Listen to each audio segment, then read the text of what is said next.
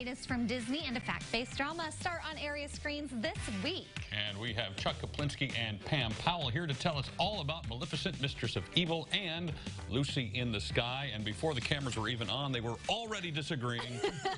Welcome back, Pam, by the way. We missed each other. Thank you very much. Good to have you back. It was so nice the last couple weeks. Chuck could be wrong all by himself. Yeah.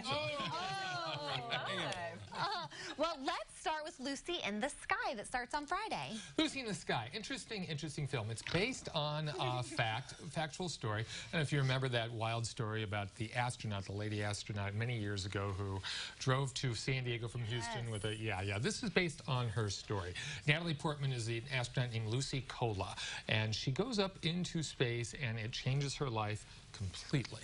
Once she comes back, nothing on Earth, her husband, her work, her friends, anything, nothing is important to her anymore now that she has seen the world from outer space. And all she wants to do is go back up there. That is her focus on everything. And as a result, she starts to have some problems. She starts to have problems at work as far as tests and stress that are concerned, because astronauts at NASA, they really take a look at that.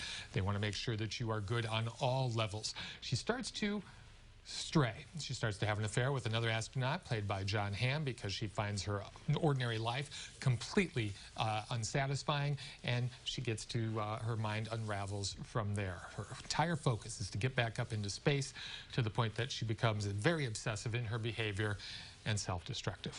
I thought that this was very much in keeping with Joker as far as how it looks at mental illness, how it looks at how a person can unravel right before our eyes, and how frustrating that can be as far as wanting to help them, trying to get to the bottom of things, but then not having any real way to help that person. I thought Natalie Portman was fantastic in this movie. She really moved me.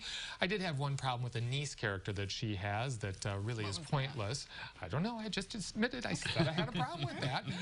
But overall, I was completely engaged with this movie and engaged with her performance. And I thought it had a lot to say, like I say, about mental health and how we need to look at it. You thought it was a snooze fest? Total snoozer. I'll explain it to you later. Would you thank you for being so problem. condescending? I really appreciate that. Problem.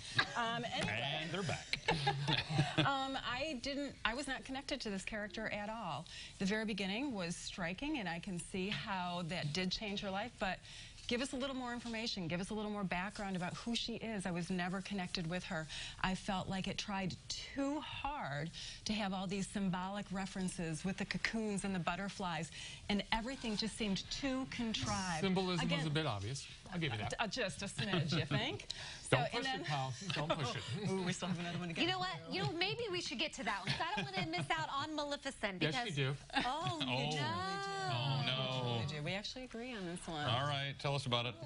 You know, the witch is back, and it's Maleficent. It's always a hard one. It is a hard one to say. Mistress of Evil, and we've got Angelina Jolie starring in the lead role again, and Michelle Pfeiffer, as well as Elle Fanning, and she plays Aurora, the princess who was pricked by this spindle and long ago, and now she is the Queen Aurora. She falls in love with this prince who happens to live in the kingdom next door.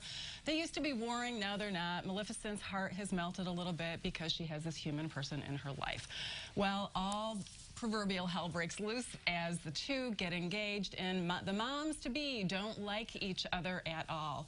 Aurora finds out that there's a little bit more to her new soon-to-be mother-in-law, and then everything just kind of breaks loose after this point.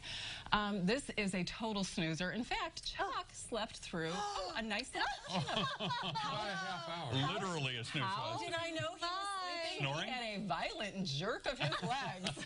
There was a scene where thunder cracked, and I was up. Awake. I was up. Maybe that's why they put that in there, just in case. Maybe. Let's wake up the audience. This was an absolutely soul-sucking experience, okay? I felt my will to live being drained from me as I watched this unimaginative money grab from Disney, and that's all this is. I hated this movie. There's word.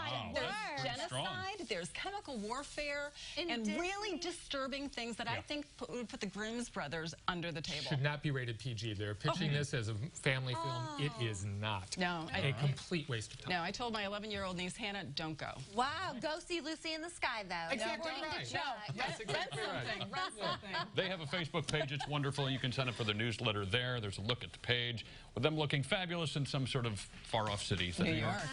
They'll be in LA next week, so we'll miss you, but come back and We'll send pictures. with great I'm sure you food. will. Definitely will. Yes.